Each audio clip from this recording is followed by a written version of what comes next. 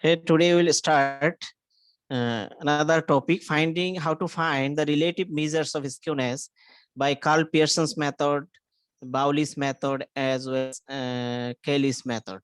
Okay, today we will find out, try to find out the result of a different continuous data by using these three methods, and we will try to find out the relative measures of skewness.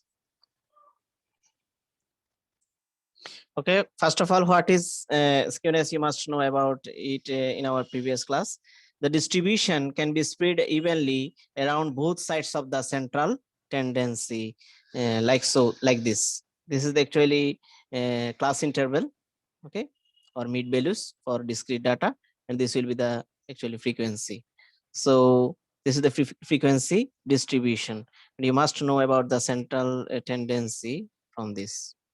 Such distribution are considered symmetrical with no skew.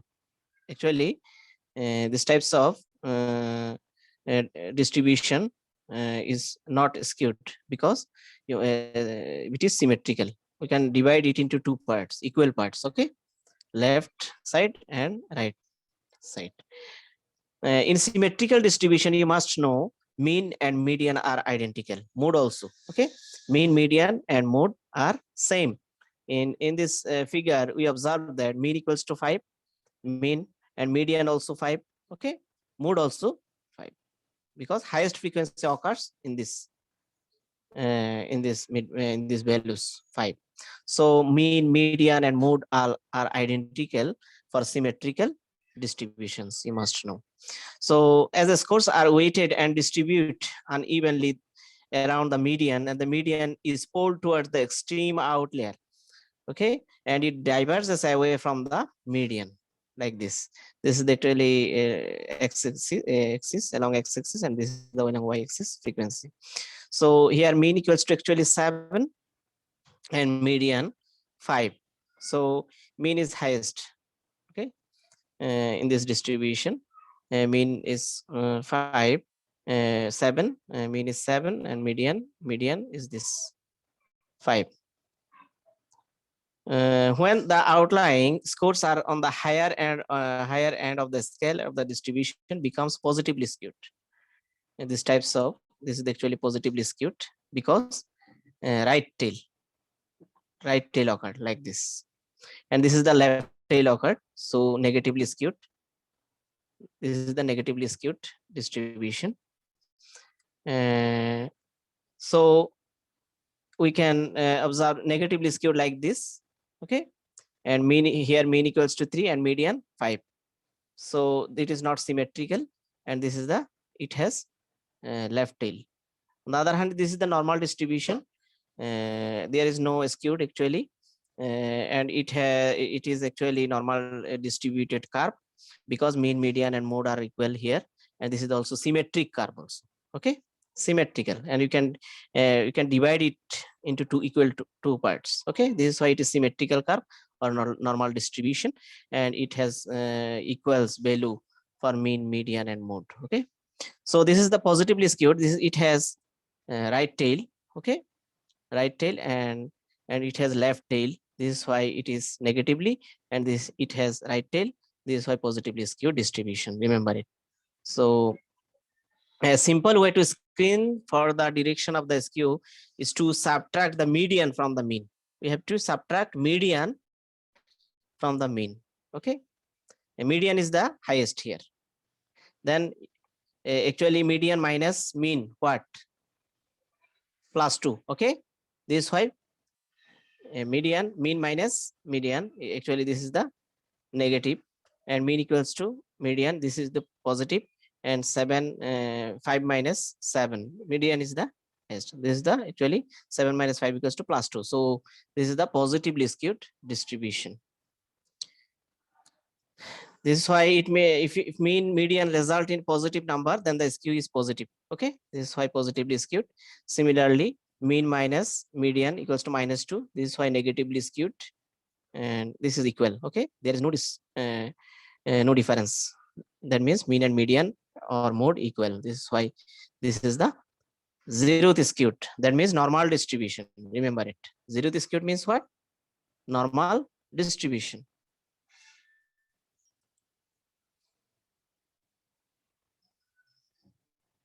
Okay, now first method, Karl Pearson's coefficient of skewness.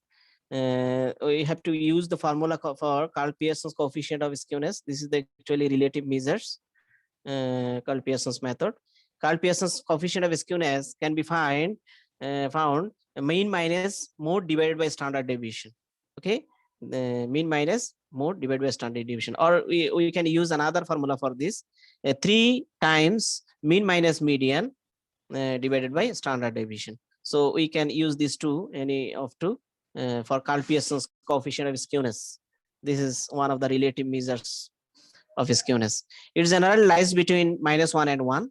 And if its value is 0, then there is no skewness. That means it will be normal distribution or symmetrical curve. We have seen it in our screenshot. So now we'll try to find out how to find the Karl Pearson's coefficient of skewness from the continuous data. This is actually lifetime in months: 30 to 40, 40 to 50 months, 6 mobile, 50 to 60 months, 8 mobiles, and 60 to 70 months, 26 mobiles. Okay, 70 to 80 months, 28 mobiles, and 80 to 90 months, 12 mobiles. 90 to 100 will be 8 mobiles, and 100 to 110 will be 5 mobiles. 100 to 120 months will be a lifetime of 3 mobiles. So this is the lifetime is the class interval, and number of mobiles is actually frequency. Okay, now we will try to find out the Karl Pearson's coefficient of skewness from this data. Now lifetime is given in first column, number of mobiles, that means frequency will be in second column. Okay, this is the mid values. The mid values for the class interval, just adding, divide by 2. 30 plus 40 divided by 2 will be 35. 40 plus 50 divided by 2 will be 45. In this way, we can find out the mid values. Okay. Now the deviation, that means subtraction from the mid values. We have to subtract the assumed mean. Actually, assumed mean, how we will find? Suppose in our class interval, the lowest value is what? 30, and highest value is what? 120. So just adding highest value, finding the range. Range will be actually this minus, but 30 plus 120, what will be? 150. Okay, just dividing by 2, what will be? 75. And 75 lies in which class interval? Actually 75 lies in 70 to 80 class interval. Okay, so the mid values of this class interval will be the assumed mean. That means this 75 will be the assumed mean. So let us consider A equals to what? 75. Okay, now subtracting this assumed mean from each mid values. Okay, we get minus 40, minus 30, minus 20, minus 10. Then this will be 0 and 10, and this is the positive values: 10, 20, 30, 40. Remember it, that class length of the class interval will be 10. So frequency multiply with what? Deviation number. So we'll get this one. Individually multiplying, we get this column. Now FD square, that means square multiply, squaring this into frequency. Okay, squaring this and multiplying with frequency, then we get this. Okay, so this will be the FD square column, and last column will be the cumulative frequency to find out the mean or mode. Okay, mean or median. This is the cumulative frequency. Cumulative frequency will come from where? Frequency. Just this 4 and this 4. 4 plus 6 what? 10. 10 plus 8 what? 18. 18 plus 26, 44. In this way, we can find out cumulative frequency. And last will be the last cumulative frequency. What will be the total number of frequency? Remember it. If you observe this will be the equal. Last cumulative frequency number will be the equal to the what? Total number of frequency. Now we can take the summation of FD to calculate the standard deviation and summation FD square. Now by shortcut method, mean equals to can be written as assumed mean plus summation FD divided by summation F. Summation F means what?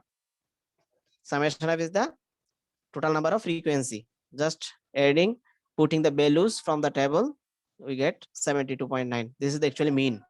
Now median what will be? lower limit of the class interval L plus n by 2 minus cumulative frequency of the previous class interval divided by f multiply I equals to actually length of the class interval, remember it. So L will be the if you observe n by 2 equals to what? N by 2 50, right? N by 2 equals to 50. N by 2 lies in which class actually from the cumulative frequency?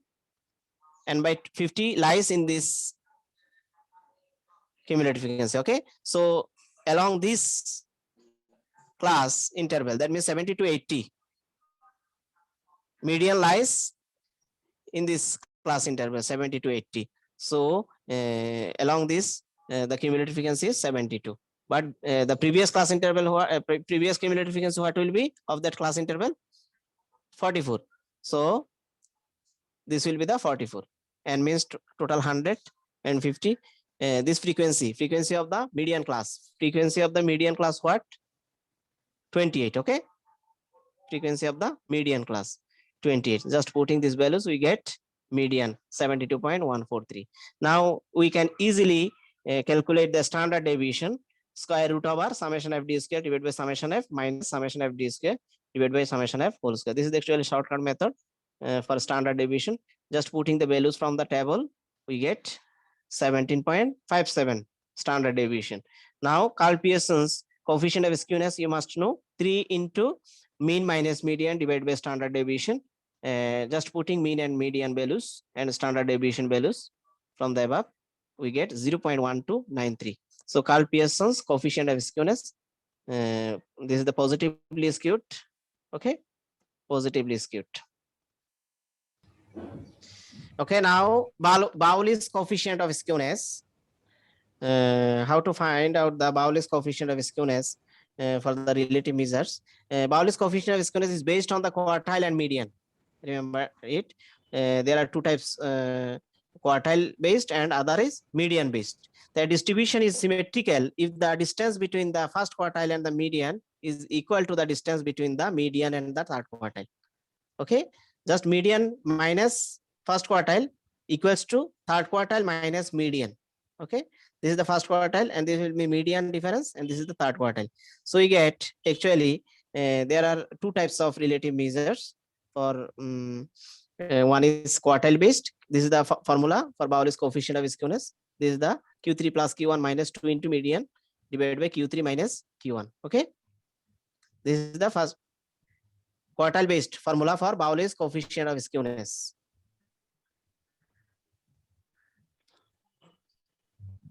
Now we'll try to find out an example for this.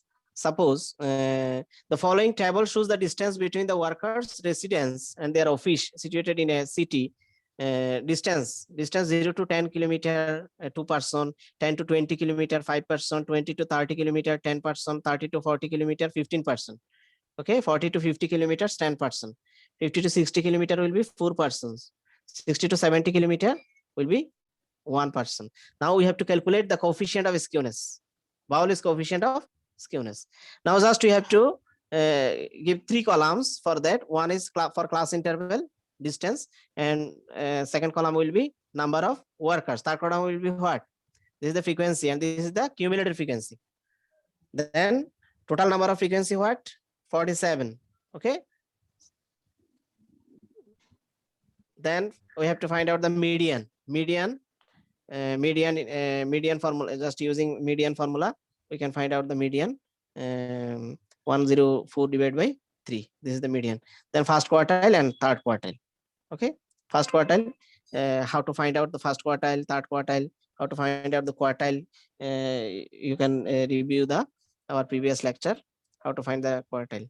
So just putting the values of Q1, Q3 and median, we get the Bowley's coefficient of skewness, Q3 plus Q1 minus 2 median, Q3 minus Q1. Q3 equals to third quartile, Q1 equals to what? First quartile, minus 2 into median what? 104 by 3. Just putting these values, we get the Bowley's coefficient of skewness. Now total number of frequency what? Actually just adding this 47. Okay, so for the first quartile n plus 1 by 4, that means 12. Okay, 12. Now n plus 1 by 2 will be 24 for median, and this is for third quartile. Okay, this 3 for third quartile. So the class 30 to 40 is the median. Actually, which will be the median? 24 lies in which cumulative frequency? 24 lies in this cumulative frequency. Okay, along this cumulative frequency, what will be the class interval? 30 to 40. Okay, so in this class, median exists. Okay, so the class 30 to 40 is the median class. Remember it. So lower limit will be 30, and frequency of the median class what? Frequency of the median class what? 15. Okay, 15. Cumulative frequency of the previous class interval 17. Okay, now n equals to what? Actually 47. So just using this formula, we can find out. Now, similarly for first quartile will be n plus 1 by 4, 12. 12 lies in which cumulative frequency? 12 in this. Okay, in this cumulative frequency. So along this cumulative frequency, what will be the class interval? 20 to 30. Okay, so first quartile lies in this class 20 to 30. 20 to 30. So lower limit of this class interval will be 20. And cumulative frequency of the previous, what will be? 20 to 30, previous class interval will be 7. Okay, 7 will be the previous cumulative frequency of the previous class interval of the first quartile. This is the class of first quartile.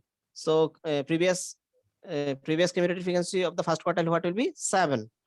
And frequency of the first quartile class what? 10. So just putting these values.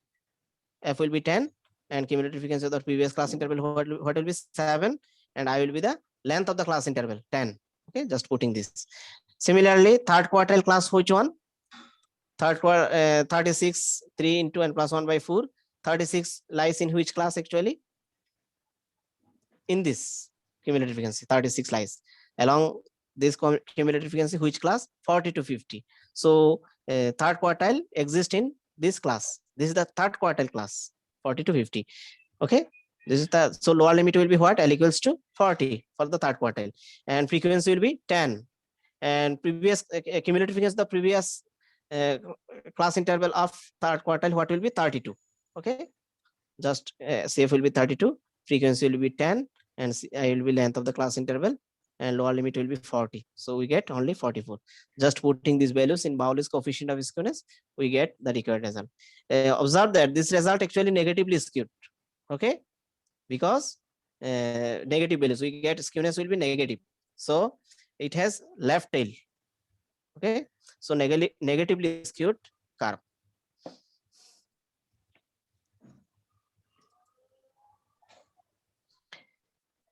Okay, now Cayley's coefficient of skewness. Bowley's measures neglects the extreme data to measure skewness. The entire data should be taken into account in the measuring of skewness. So Cayley's modified Bowley's measures of skewness actually. So by taking any two deciles equidistant from median, or any two percentile equidistant from the median, we can get the Cayley's coefficient of skewness. So on this, based on percentile, the Cayley's coefficient of skewness will be P10. Lowest will be P10 plus P90. Okay, highest will be what? P percentile, 90th percentile. Minus 20 50th percentile. This is the actually median divided by P90 minus P10. Again, Cayley's coefficient of skewness based on decile. First decile D1 plus last decile D9 minus 20 median divided by D9 minus D1. So P denotes actually percentile and D denotes decile. You must know about it. Now we know that median equals to actually what? 50th percentile or 5th decile. Remember this. Median equals to what? 50th percentile or 5th decile. So we have to use these two methods. One for percentile based and other is decile based. I will try to understand an example for this. Suppose this example, calculate the Cayley's coefficient of skewness on the basis of percentile for the following data. Marks obtained, this is the class interval 20 to 30, 30 to 40, 50 to 40 to 50, 50 to 60, 60 to 70, and 90, at last 90 to 100. Number of students are also given. This is actually frequency. Okay, 3, 8, 9, 14, 10, 18, and last will be 4 students. So we can classify this actually in marks will be in first column. This is the class interval. Number of students frequency will be the second column, and cumulative frequency will be the third column. Cumulative frequency, first frequency will be 3, and 3 plus 8, 11, 11 plus 9 will be 20, 20 plus 14. In this way, we can find out the cumulative frequency. So remember it, last cumulative frequency will be the total number of frequency, 80. So 10th percentile, how to find out the 10th percentile? Marks of 10 multiply and divide by 100. You have to divide 100 we have to divide total number of frequency with 100. So marks will be what? 10 multiply 80 by 100. That means after calculation we get 8th student. So 8th student lies in which class? Actually 8th student this in this class, not 11. So this is the cumulative frequency where 8th student lies. So along this the class interval will be what? 30 to 40. So this is the 10th percentile class. 10th percentile class will be 30 to 40. 10th percentile class. So this is the lower limit of the 10th percentile class. 10 multiply and divide by 100 will be only 8. Okay. So cumulative frequency of the previous class interval of the 10th percentile, only 3. Okay. Cumulative frequency of the 10th percentile class previous will be what? 3. Just 3. So 10% frequency of the 10th percentile class, so it will be only 8. Frequency 8. So just putting these values, this is 3 and frequency will be 8 and length of the class interval will be 10. Just we get 36.25. Again, median equals to marks of 80 by 2. That means 40th marks obtained by 40th student. 40th student lies in which class? In the we observe from cumulative frequency, 40th student lies in this cumulative frequency number. So along this, the class interval what will be? 60 to 70. So this is the actually median class. Median class what will be? 60 to 70. Along this frequency what? 16. And cumulative frequency of the previous class interval of median class what will be? 34. So just putting these values, lower limit will be what? 60. And n by 2 will be 40, and by 2 will be 40, and 34 will be the previous class interval of the median class. Then frequency of the median class what? 16. What was 16? And 63.75. This is the calculation. Now highest percentile, 90th percentile will be marks 19 multiplied n by 100. This will be 72 students.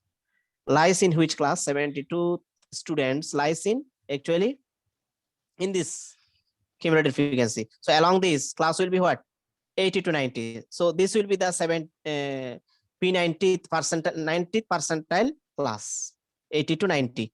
Okay, 90th percentile class. Along this frequency will be 8 and cumulative frequency of the previous class interval of 90th percentile 68. Now just putting these values here.